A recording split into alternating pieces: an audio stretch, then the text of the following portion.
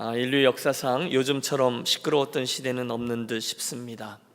정치, 경제, 사회, 문화, 그리고 종교, 수없이 많은 소리들이 우리 주위에 가득하고 이렇게 해라 저렇게 해라 라는 제안들도 많으며, 여러분 책을 보시든지 인터넷을 보시든지 보면 이렇게 하는 10가지 방법, 10가지 처세술, 이런 강의들이 많이 있고요. 또 요즘 인문학 강의라고 해서 여러 인기 강사들은 정말 왕성히 활동합니다. 얼마나 강의들을 잘하는지 제가 보면서 거기 있는 청중들은 물론이거니와 인터넷을 통해 듣는 저도 정말 그 사람이 들었다 놨다는 것을 느낍니다. 하지만 그와 동시에 우리에게 가장 중요한, 우리 인생에 가장 중요한 하나님의 음성을 듣고 분별하는 일은 점점 더 어려워지는 듯 싶습니다. 아까 말씀드린 그런 다양한 소리들이, 그런 분주함들이 우리들의 삶에 오히려 하나님의 음성과 함께 가는 삶의 장애물들이 되곤 하죠.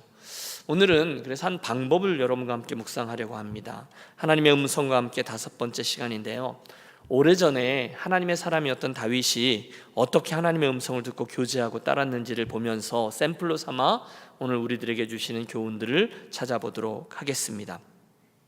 사실은 우리가 하나님의 말씀을 대하면서 그분을 묵상하는 방법에 대한 이야기를 하려는 거죠.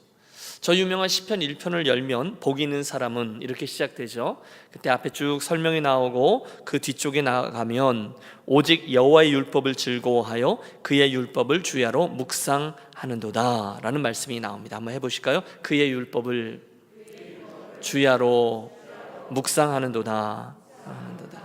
그러면 우리가 당연히 그런 삶을 살아야 할 것입니다. 문제가 뭐죠? 잘 안 되는 거잖아요. 여러분, 우리가 2년 전이죠. 우리가 2년에 한 번 성경을 통독합시다. 그래서 우리 바이블 타임 전교우가 시작했습니다. 그래서 올해 말고 작년 1월에 우리가 창세기 또 마태복음 이렇게 시작했는데 얼마나 열심히 했는지 모릅니다. 그래서 사랑팀에서도 하고 발표도 하고 인터뷰도 하고 그러면서 열심히 했어요.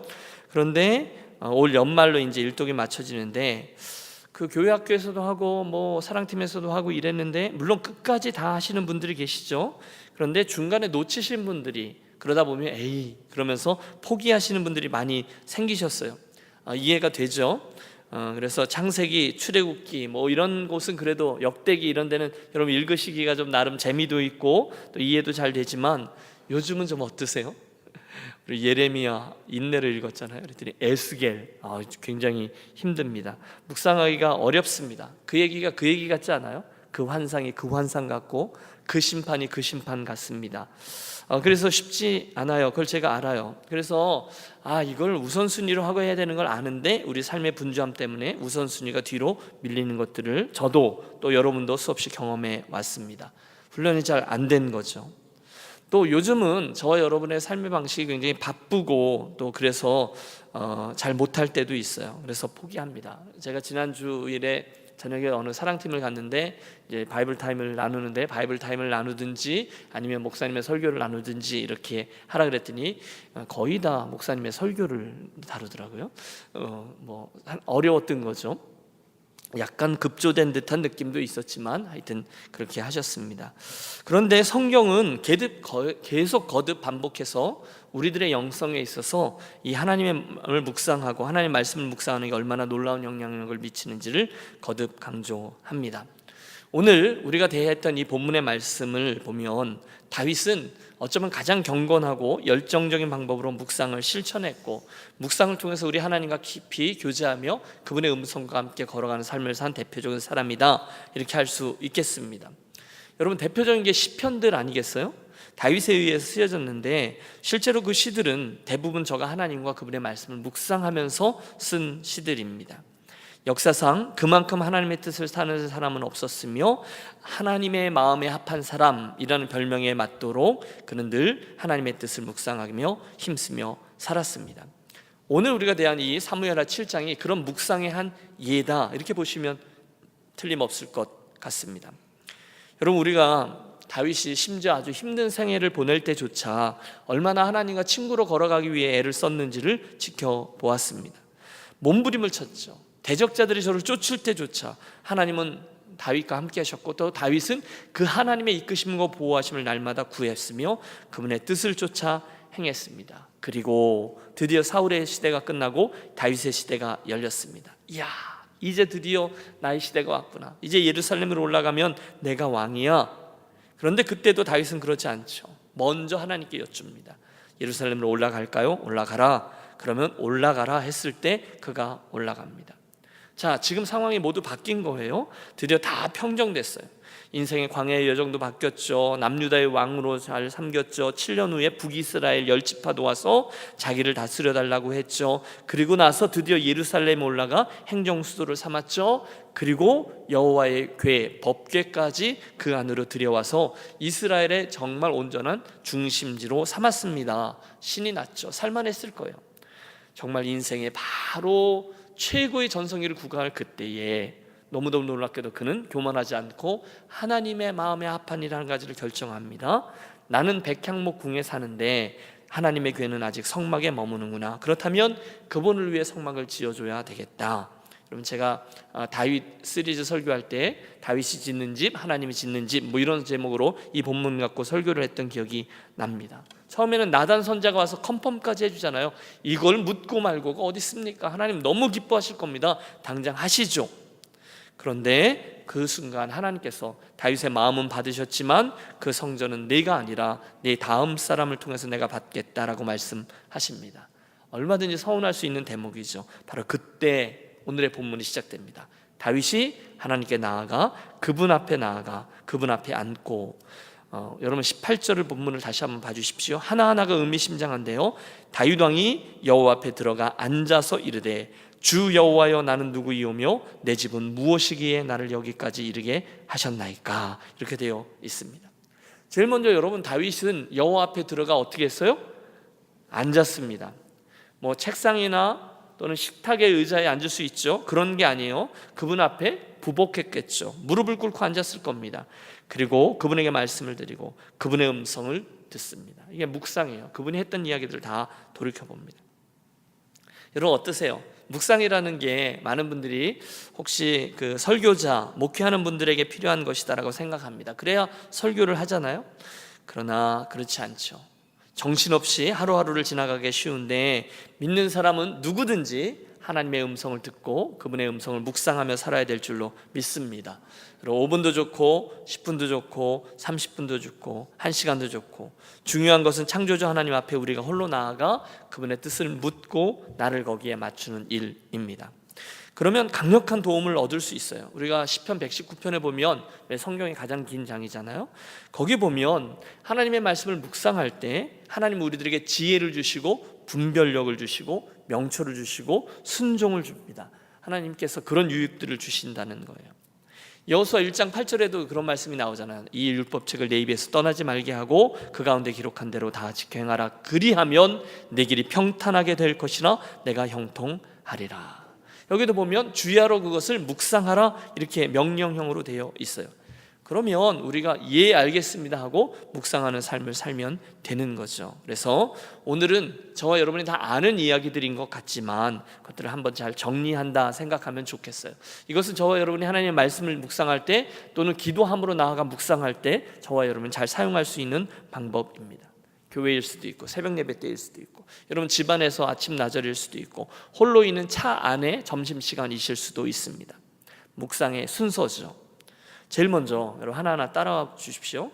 제일 먼저 묵상을 하실 때는요, 바로 시작하든지 또는 특별한 문제에 관한 어떤 것이든지 공히 먼저 지나간 과거를 돌이켜보는 것이 중요합니다. 왜냐하면 지나간 그 과거 동안에 하나님께서 나의 인생을 어떻게 다루셨는지 또는 그 문제, 그 골치 아픈 문제에 대해서 하나님께서 어떤 식으로 나를 다루었는지를 돌이켜 발견할 수가 있기 때문에 그렇습니다. 오늘의 본문 봐도 사무엘하 7장에 봐도 다윗이 어쩌면 섭섭한 마음 갖고 들어갔을지도 모르겠어요. 제가 하나님을 위해서 최선을 다하겠다는데 안 받아주세요, 그랬을지도 모르겠어요. 그런데 가장 먼저 그는 자기의 과거를 돌이켜봅니다. 하나님께서 자기의 인생에 자기에게 축복해 주신 것들을 회상해요.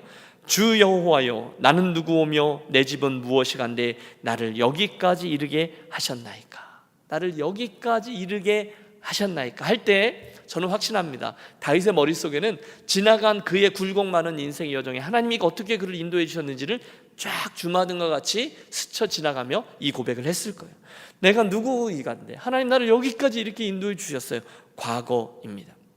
어린 시절에 글쎄요, 그런 광야에서 하프를 치면서 밤에 모닥불 피워놓고 양들을 지키면서 하나님을 찬양했던 여호와 우리 주여, 하늘을 바라보면서 하나님과 대화했던 그런 장면이라든지, 또 집에 가지 못하고 집에 갑자기 오라서 가봤더니 형들을 한 명씩 사무엘 선지자가 다 봤는데 갑자기 자기를 보고 이렇게 눈이 크게 뜨여진 사무엘 선지자가 자기에게 기름을 붓는 그런 장면이든지, 그렇죠? 거대한 블레셋의 인간 병기였던 골리앗을 자기가 정말 너는 칼과 창과 단창으로 나오지만 나는 만군의 여호와의 이름으로 나간다, 그를 쓰러뜨리고 목을 베던 장면이라든지, 광야를 도망갈 때 사울에게서 추격자들을 피해서 도망갈 때 하나님께서 그를 위기에서 벗어나게 해주던 요나단과의 그 가슴 절절했던 장면들, 여러분 얼마나 많습니까? 시글락 공동체, 엔게디 광야에서 정말 죽을 수밖에 없는 공동체 속에서 그 사람들을 데리고 정말 그곳에서 의적의 일을 하며 그 식솔들까지 어떻게 하나님의 이끄심으로 여기까지 왔을까? 모든 것들이 다 그 좀 전에 말씀드린 그 짧은 순간 동안 내가 누구이건데 여기까지 인도하셨습니까에 나왔던 그런 이야기들일 겁니다. 아, 내가 하나님으로부터 그런 은혜를 입었구나, 그분이 지키셨구나. 여러분, 이 과거에 하나님이 내 인생을 어떻게 인도해 주셨는지를 돌이켜보는 것이 왜 중요할까요? 그것이 오늘 우리들의 믿음의 근거가 되기 때문이죠. 그리고 앞으로도 하나님께서 여전히 나를 그렇게 인도해 줄 거야 라는 믿음의 능력이 되어지는, 믿음이 되어지기 때문에 그렇습니다. 제가 이제 이 말씀을 타이프를 치잖아요. 컴퓨터를 치면서 저도 이제 새벽 예배 제가 조자리에 앉는데 새벽 예배 끝나면 이제 기도합시다, 그리고 이제 기도로 들어가면 저는 자연스럽게 제가 이 본문이 아니었음에도 불구하고 저도 이런 패턴을 띠면서 기도를 하는 것을 발견했습니다. 기도를 하면 주님, 그러면 지나간 제 50년의 세월이 이렇게 쭉 지나가는데 어린 시절 유치부 시절에 하나님께서 나를 만지셨던 일들, 또 초등부 시절에, 유초등부 시절에 내가 하나님을 어떻게 찬양했고, 또 그분 성경 경시대회 이야기, 교회에서 여름 성경학교 했던 이야기, 이런 것들이 물론 굉장히 짧은 순간, 글쎄요 한 5분 정도면 제 인생이 다 들어갈 거예요.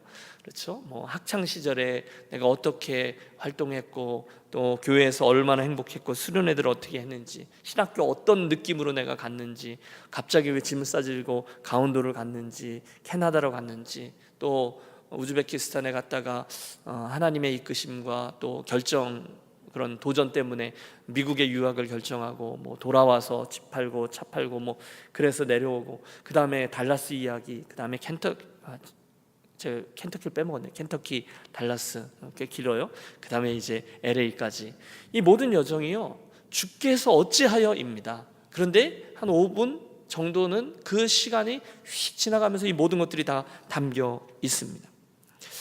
그러면 글쎄요, 이 모든 여정을 마음속에 그려보면 제 삶이, 여기 있는 유익은 이겁니다. 제 삶이 하나님의 손에 어떻게 붙들려 있는지 확신이 생겨나요. 할렐루야. 그러면서 제 안에 거룩한 배짱이 생깁니다. 제 미래에 대한 불안함, 이런 것들이 있죠. 또 앞으로 어떻게 인생길이 펼쳐질 것인지, 우리 아이들의 미래는 어떻게 될 것인지, 유니온교회 다음 5년과 10년의 모습은 어떻게 될 것인지, 여러 생각들이 있어요. 그러나 과거를 반추하게 되면 그게 내 믿음의 근거가 되어서 동일한 고백을 하게 됩니다. 주 여호와여, 나는 누구이오며 내 집은 무엇이길래 나를 여기까지 이르게 하셨나이까. 여러분, 오늘 우리가 기도할 때 정말 한번 해보시기를 권합니다. 우리가 묵상으로 들어갈 때 제일 먼저 뭘 해요? 나의 과거를 반추하는 거예요. 그러면 감사, 위로, 용기, 확신, 믿음, 이런 모든 것들이 내 신앙의 틀을 만들고 있다는 것을 깨닫게 될 것입니다. 따라해 주세요. 첫 번째인데요, 과거를 돌아보라. 과거를 돌아보라. 지금 다윗이 그렇게 한 거예요. 두 번째, 우리는 동시에 함께 진행될 수도 있겠지만 그 과정 속에 좀 전에 있던 것들이 나의 사건 사고였다면 우리 하나님이 어떤 분인지를 돌아보는 것도 필요합니다. 이것도 따라해 주세요. 하나님이 어떤 분인지 생각하라.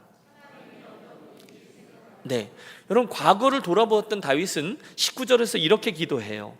주 여호와여, 주께서 이것을 오히려 적게 여기시고 또 종의 집에 있을 먼 장래 일까지도 말씀하셨나이다. 20절, 주 여호와는 주의 종을 아시오니 다윗이 다시 주께 무슨 말씀을 하오리이까. 21절, 주의 말씀으로 말미암아 주의 뜻대로 이 모든 큰 일을 행하사 주의 종에게 알게 하셨나이다. 다시 말하면 앞에 있던 부분들이 내 이야기였다면 지금 이 두 번째는 그 여정 속에 우리 하나님이 어떤 분인지, 그분의 사건, 그분의 성품, 그분께서 들려줬던 이야기, 그분의 마음, 이런 것들을 묵상하는 겁니다. 그날 다윗은요 3가지를 묵상했어요. 우리도 그렇게 하는 거죠.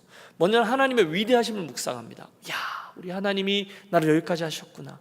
저의 과거와 현재 미래를 다 말씀하시는 거예요. 정말 위대하십니다. 둘째는 저가 하나님의 자비하심을 묵상했습니다. 하나님의 은혜로 자기를 참아주시고 주의 뜻대로 나를 여기까지 인도해 주셨군요. 그리고 세 번째는 하나님의 선하심을 묵상했습니다. 주께서 주의 종에게 이 모든 것들을 행하여 주셨군요. 여러분 이해가 되십니까? 하나님이 어떤 분인지를 묵상하는 거예요.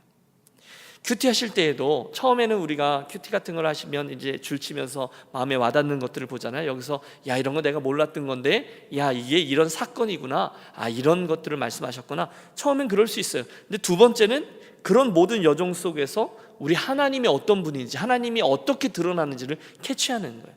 훨씬 더 한 단계 더 중요하게 들어가는 거죠. 그분의 바람이 무엇이고, 그분은 어떤 성품을 가지고 있었고, 그분은 어떤 패턴으로 나를 만지시고, 그러면 그분의 그 행위 자체가 더 큰 위로와 격려와 능력으로 화게됨을 깨닫습니다. 그분을 묵상하면 여러분 우리에게 주님 주신 분명한 믿음과 또 어려움을 이길 수 있는 힘이 생겨나게 될 줄로 믿습니다. 언제요? 그분을 묵상하면, 그분이 어떤 분인지를 알면. 예레미야 덴톤이라는 위대한 위인이 한 분이 있습니다. 이분이 월남전에서 7년 동안 포로로 잡혀 계셨어요. 그런데 그분의 계급이 그 포로 수용소에서 가장 높은 계급이었나 봐요. 그래서 날이면 날마다 고문을 당해야 되고 또 정말 거의 대부분을 독방에서 지내야 됐어요. 얼마를요? 7년을요.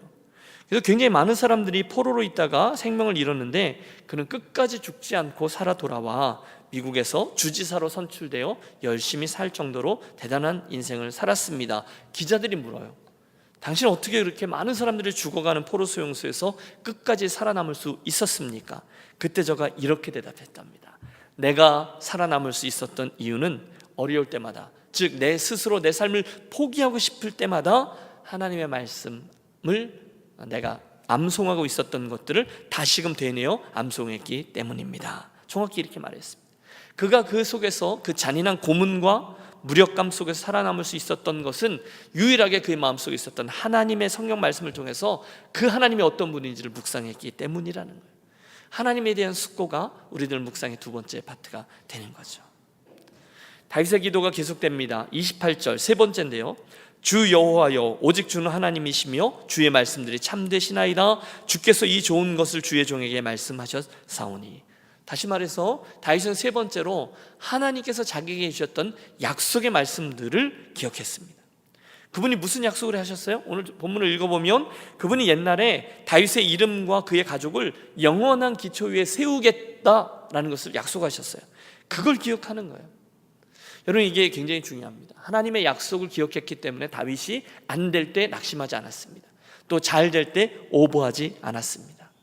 그분이 행하실 것을 믿었기 때문인 거예요. 그래, 그분이 약속하셨지. 그렇기 때문에 그가 그 광야에서 도망가다가 굴 속에 숨었을 때에도 그가 기다릴 수 있었던 거죠. 자기 눈앞에 적군의 적장이었던 사울을 뵐 수 있었음에도 그가 나서지 않았던 거죠. 여러분, 저와 여러분이 묵상하고 또 기도할 때 가장 강력한 기도가 무엇입니까? 바로 하나님께서 저와 여러분의 인생에 주셨던 약속의 말씀들을 붙잡고 기도하는 것인 줄로 믿습니다.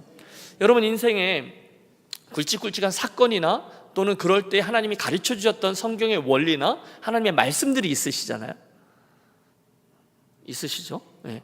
뭐 완전한 센텐스로 암송은 못하지만 그때 그게 그거라는 것을 아시잖아요. 그러면 묵상 중에 처음에 나의 과거를 반추하시고 그 다음에 하나님을 묵상하신 후에 하나님께서 나에게 가르쳐 주시고 약속하셨던 약속의 말씀을 붙잡고 기도하는 거예요. 하나님 꼼짝 못하신다니까요. 하나님의 약속의 말씀을 붙잡고 주님 저에게 이렇게 말씀하셨던 것을 기억합니다. 저에게 이것을 가르쳐 주셨던 것을 제가 기억합니다. 그러면 그 약속의 말씀들이 우리들의 나머지 묵상의 시간을 이끌어갑니다. 그걸 믿으면 에이 뭐 그렇게 되는 거죠. 그리고 나서야 드디어 저와 여러분은 하나님께 요청하며 간구합니다. 따라해 주십시오. 그리고 요청하라. 예, 제일 처음에 과거를 반추하라. 두 번째는 하나님을 묵상하라. 그러니까 하나님의 속성을 묵상하는 거죠. 그 다음에 그분의 약속을 기억하라. 그리고 마지막으로 그리고 요청하라라는 거죠. 오늘 네 번째로 이 다윗도 29절에서 그제서야 하나님께 간구합니다. 이제 청하건대 종의 집에 복을 주사 주 앞에 영원히 있게 하옵소서. 주 여호와께서 말씀하셨사오니 주의 종의 집이 영원히 복을 받게 하옵소서 하니라. 그의 그 기도의 근거가 뭐예요? 하나님 자에게 말씀하셨던 거거든요. 하나님께서 약속하셨던 거거든요. 그러니까 주 여호와여 전에 그렇게 말씀하신 대로 주의 종의 집이 영원히 복을 받게 하옵소서 하니라. 단순히 하나님 복 주세요, 하나님 축복해 주세요, 하나님 이 문제 해결해 주세요가 아니었습니다. 스케일이 달라요. 그의 온 집안, 그리고 그의 그 미래가 영원한 은혜를 받을 수 있도록 축복해 주십시오라고 구하고 있습니다. 그런데 여러분, 하나님이 그 기도를 들으셨어요, 안 들으셨어요? 들어주셨습니다. 어째서요? 저는 믿습니다. 다윗의 묵상이 가지고 있는 이런 질적인 풍성함 때문입니다. 그가 그 묵상을 할 때요, 하나님과 다윗 사이에 어마어마한 것들이 공유되고 있어요. 요즘 이렇게 인터넷이나 컴퓨터가 어마어마한 일들을 짧은 시간에 연산해 내는 것처럼 하나님과 다윗 사이에 엄청난 과거에 있었던 일들, 하나님 자신에 대해서, 하나님의 약속의 말씀에 대해서 오고 가는 거예요. 그리고 그 믿음의 근거가 되어 약속을 들고 기도했다는 거죠. 정확히 이 모든 과정을 함께 통과한 하나님이 결국 다윗의 기도를 들어주셨습니다. 사랑하는 여러분, 축복합니다. 오늘 우리가 다윗의 이 묵상하는 방법을 배웠는데요, 이걸 잘 따라서 저와 여러분의 묵상도 이처럼 풍성한 열매들을 거두게 되시기를 바랍니다. 몇 가지 조건들이 있어요. 먼저는 일정한 시간이 중요합니다. 여러분, 새벽 시간이 가장 좋긴 하죠. 그런데 사람에 따라 좀 다를 수 있죠. 시간의 길이가 5분일 수도 있고요, 10분일 수도 있고요, 또 어떤 분은 1시간일 수도 있습니다. 그러나 내 삶의 그 바쁜 시간 중에 여백이 좀 필요하죠. 여러분, 이건 일부러 내셔야 돼요. 그런 생각을 해봤어요. 제가 인천 사람이라 서울을 오갈 때면, 여러분 지옥철 경험해 보셨죠? 기억나시죠? 1호선이 그 당시에는 국철이라 그랬잖아요. 어마어마하게 바쁩니다. 부평에 사람 엄청 타고요, 또 부천에서 사람 엄청 타고요. 그러면 정말 이 팔을 이렇게 틀지도 못하고 얼굴도 굉장히 불편한 상황에서 끝까지 이렇게 가는 거죠. 책가방에 그러다가 이게 어디 가면 갑자기 확 뚫리냐? 신도림입니다. 기억나세요? 신도림에 2호선이 있는데, 이건 좀 아셔야 얘기가 될 텐데, 신도림에 가면 사람들이 쫙 퍼져요. 그러면 그 다음부터 어떻게 하죠? 여유 있게 가서 그 다음에 책도 꺼내기도 하고 신문도 보기도 하고 그렇게 되는. 그 전에는 전혀 그렇지 않아요. 저는 이게 여백인 듯 싶습니다. 시간적인 여백, 우리 삶에 꽉 짜여져 있는 부분들이 분명히 있습니다. 그런데 우리가 일부러 그 여백을 만들어내서 그 일들을 하는 거죠. 일부러 빼어놓는 게 좋습니다. 두 번째는 비슷한 얘기지만 공간적인 여백도 필요합니다. 마가복음에 보면 그 바쁘신 예수님, 그 예수님의 하루를 보면 새벽부터 시작해서 저녁 늦게까지 꽉 짜여져 있습니다. 정말 짜증날 정도로 꽉 짜여 있는데, 새벽 미명에 예수님이 일어나셔서 일부러 한적한 곳에 가서 하나님께 기도합니다. 어디를 가요? 한적한 곳에. 여러분, 하나님과 한 번도 어긋나지 않았던 우리 예수님도 일부러 한적한 곳에 가서 그 하나님과 조율을 해야 됐다면 저와 여러분은 할 말이 없는 거죠. 그래서 너 예수께 조용히 나가 내 모든 짐 내려놓고 그렇게 나가서 기도를 시작하면 늘 은밀히 보시는 주께서 모든 큰 은혜로 갚으시리, 우리 베푸시리 찬송하는데요, 그 일이 일어나도록 저와 여러분의 시간적인 공간적인 그런 여백을 만들어 놓는 것이 좋습니다. 주님은 우리들의 그 수고를 할 때 그 수고와는 비교도 되지 않을 만큼 영적인 선물을 많이 허락해 주실 줄로 믿습니다. 시간, 공간. 그 다음은 고요함입니다. 이게 지난 제가 주일 설교에도 한번 말씀을 드렸는데요, 그분 앞에 가서 그분을 독대하는 어떤 고요한 시간이 필요해요. 시편 46편에 보면 너희는 가만히 있어 내가 하나님됨을 알지어다 라는 말씀이 나옵니다. 우리가 그분 앞에 나아가 앉았잖아요, 다윗이. 그리고 나서 하나님 앞에 가만히 있는 법을 배우는 것이 굉장히 중요합니다. 우리들의 생각이 다른 일들로 인해서 굉장히 분주할 때 있잖아요. 막 소란하고, 그때 우리들의 생각을 그분께 고정하기가 어렵죠. 그러나 일단 우리가 그분 앞에 나아가 고요하게 그분을 바라보면 그분을 향한 나의 그 시선 때문에 우리 삶에 있는 복잡한 요소들이 차분히 엷어지고 하나님 그분이 더 분명히 뚜렷이 보여지기 시작합니다. 그러면 여러분, 저와 여러분에게 그 주님이 뚜렷이 보이기 시작하면 우리 삶에 있었던 이 덜 중요한 문제들은 대부분 자연스럽게 해결될 줄로 믿습니다. 더 이상 중요하지가 않아요. 그게 어떻게 되는지는 별일 아니에요. 우리는 큰일이라고 얘기하지만 왜? 우리들에게 그 주님이 분명히 보이기 때문인 거죠. 그러면 그분이 지혜를 주시기도 하지만 대부분은 그게 이렇게 되든 저렇게 되든 별로 상관없을 만큼 더 이상 문제가 되지 않습니다. 그분이 뚜렷이 보이기 때문이죠. 그 다음이 무척 중요한데 그게 바로 순종입니다.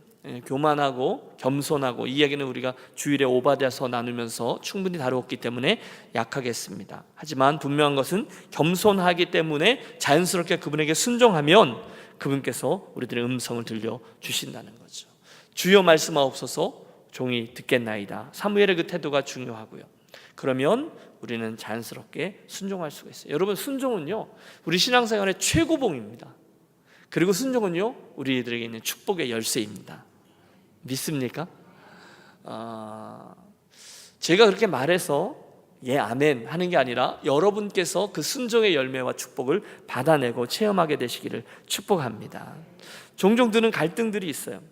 어떤 부분은 참 어려워서 이건 내가 절대로 순종하지 못할 거야 하고 제껴놓는 그런 믿음을 갖게 되는 분들이 종종 있어요.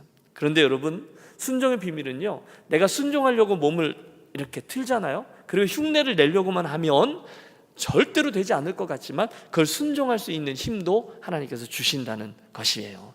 이게 순종의 비밀입니다. 심지어 어려운 부분이 있어도 순종할 수 있는 힘을 허락해 주세요. 그러면 여러분 여기에 선순환이 일어나기 시작합니다. 여러분 아세요? 순종을 잘하면요 하나님의 음성을 더 잘 들을 수 있어요. 하나님의 음성을 더 잘 듣잖아요. 그러면 하나님께 더 잘 순종할 수 있어요. 이게 제 이야기가 아니에요. 성경에 나옵니다. 그 사울 왕이 불순종 때문에 아말렉과의 전쟁을 앞두고 사무엘을 기다리지 못하다가 먼저 제사드리고 큰일 날 뻔했잖아요. 그리고 나서 그 시로 인해서 저가 하나님께 떨쳐지죠. 하나님 다른 왕을 세울 거다 떨쳐지는데, 그때 결정적인 사건에서 이런 말씀이 주어졌어요. 순종이 제사보다 낫고, 이건 뭐 우리 잘 알겠어요. 순종이 제사보다 순종 잘하는 얘기구나. 그런데 그 다음 말씀도 중요합니다. 순종이 제사보다 낫고 그 다음은 듣는 것이 뭐가요? 듣는 것이 순양의 기름보다 나으니, 이렇게 돼 있어요. 그러니까 이걸 함께 해석하면 순종은요 듣는 거랑 항상 같이 갑니다. 그러니까 잘 듣는 자는 더 잘 순종해요. 더 잘 순종하는 자는요 더 잘 들을 수 있어요. 여러분, 이 비밀을 깨닫게 되고 또 체험케 되시기를 축복합니다. 네 가지를 말씀드렸는데 정리를 해드리죠.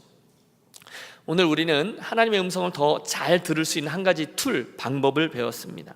오래전에 성전 건축 문제로 하나님 앞에 나아가 하나님과 밀고 땡기기를 했던 다윗의 모습을 예로 삼았죠. 몇 가지 방식을 배웠습니다. 맨 처음에 그분 앞에 나아가서 앉는 거죠. 그리고 첫째 뭐부터 시작해요? 나의 과거에 하나님께 받은 은혜를 반추하는 겁니다. 지나간 과거를 돌이켜보시고, 두 번째는 우리 하나님을 묵상하는 거예요. 그분이 어떤 분인지를 보는 거예요. 그리고 세 번째 뭘 붙들어요? 하나님의 약속을 붙듭니다. 그리고 나서야 요청하는 기도를 드리는 거예요. 그러면 이 과정을 통해서 하나님은 반드시 저와 여러분에게 그 묵상을 통한 능력을 보여주시고 또 저와 여러분에게 하나님의 음성을 들려주실 줄로 믿습니다. 이 일을 위해 실제적인 지침 몇 개를 드렸어요. 시간의 여백, 공간의 여백을 만들라. 두 가지가 중요하죠. 그리고 나서 그분 앞에 겸손히 고요하게 기다리는 시간이 필요하고, 제일 마지막은 뭐죠? 들려지는 음성을 들으면 순종하는 것입니다. 그러면 그것들 체험하게 되고 이것들이 아름다운 선순환을 일으키게 되는 거죠. 목회자의 길을 가면서 굉장히 많은 분들과 함께 믿음의 길을 걸었어요. 그러면 가끔 이런 분들이 계세요. 저분은 참 지혜롭다, 이런 분들이 계세요. 말씀을 하시는 거나 일들을 진행하는 거나 또 사람들 사이에 행하시는 것들을 보면 굉장히 지혜로운 분들이 계세요. 제가 지금 공부 많이 한 거 졸업장 이야기를 하는 게 아니에요. 지혜로운 분들이 계세요. 그 지혜는 어디에서 나오는가? 하나님 그분과의 교제에서 나옵니다. 성경에 나오는 거예요. 그러므로 우리는 마땅히 주님과 깊이 교제하는 묵상의 시간에 우선순위를 두는 인생길을 걸어가셔야 될 거예요. 오래전에 제가 존경하던 이미 소천하셨어요. 송대웅 목사님에게 그분을 모시고 이제 뜨리힐이라는 아주 시골에 있는 크리스찬 스쿨에 이제 라이드를 드린 적이 있어요. 어둑어둑해지는 광야였습니다. 너무너무 스산한 그런 겨울길에 거기가 또 워낙 춥잖아요. 그런 곳에 광야였는데 거기서 제가 이 분위기에 취해서 그랬는지 목회에 대한 진지한 얘기를 하다가 목사님, 후배되는 목사에게 있어서 목회에 있어서 아주 가장 해주고 싶은 말씀을 하나 해주세요. 조언을 해주세요 라고 부탁을 드렸어요. 어떤 탁월한 목회의 비결을 저는 그분께 듣기를 기대했죠. 근데 그분의 대답은 아주 대수롭지 않은 거였어요. 아주 평범한 거였어요. 김 목사님, 날마다 주님께로 나아가는 것이 가장 중요합니다. 그 얘기를 듣는데 저는 굉장히 이렇게 별로 중요하지 않게 들었습니다. 아니, 속으로는 픽 웃을 정도로 에이, 그건 누가 몰라요 라고 대답을 한 거죠. 속으로 말입니다. 근데 시간이 지나고 나서 알게 됐습니다. 그분의 그 말은 진리였습니다. 날마다 주님께로 나가는 게 가장 힘든 일이었습니다. 틀림없습니다. 그게 묵상인 거죠. 물러나는 거예요. 삶의 여백에서 일부를 떼어넣어 일부러 홀로 있고 하나님과 독대하는 시간, 내 영혼을 하나님으로 적시우고 살찌우는 시간, 그게 없이 분주하게 뛰어다니면 저와 여러분의 삶은 틀림없습니다. 향방 없어지고 또 영혼이 건조해지고 입에서는 원망과 불평이 나오게 될 것입니다. 그러면 그때 돌이키는 거예요. 아하, 내가 그분과 함께 있고 그분의 음성을 듣는 삶을 놓쳤구나. 그래서요, 그 일을 수없이 반복하신 그분이 저에게 그 얘기를 해주신 거죠. 김 목사님, 날마다 주님께로 나아가는 것이 가장 중요합니다 라고요. 사랑하는 여러분, 오늘 우리는 참 복잡한 세상을 살고 있습니다. 여러분, 해야 될 일이 왜 이렇게 많습니까? 만나야 될 분들이 왜 이렇게 많습니까? 하루하루가 휙휙 지나갑니다. 그런데 분명한 것은 우리들의 그 빠른 생이 진정 의미 있는 것으로 채워지려면 날마다 하나님과 함께, 그분의 음성과 함께 걸어가야 할 줄로 믿습니다. 오늘 우리가 그 5번째 시간을 대했는데요, 다시 한번 작정하고 선한 욕심을 가지고 기도하면 좋겠습니다. 내가 반드시 주님을 묵상하고 말씀을 묵상하고 하나님의 뜻과 음성을 듣고 그리고 순종하면서 살아가리라. 그래서 그 선한 일에 선순환이 일어나는 것을 체험케 되리라. 이 밤 저와 여러분의 기도에 그런 선한 욕심과 새로운 결단들이 담기게 되시기를 바랍니다. 그래서 이런 것이구나 모두 다 깨닫고 경험하고, 그래서 보다 높은 신앙의 묘미를 다 체험하게 되는 우리 유니온 가족들이 되시기를 주의 이름으로 축원합니다.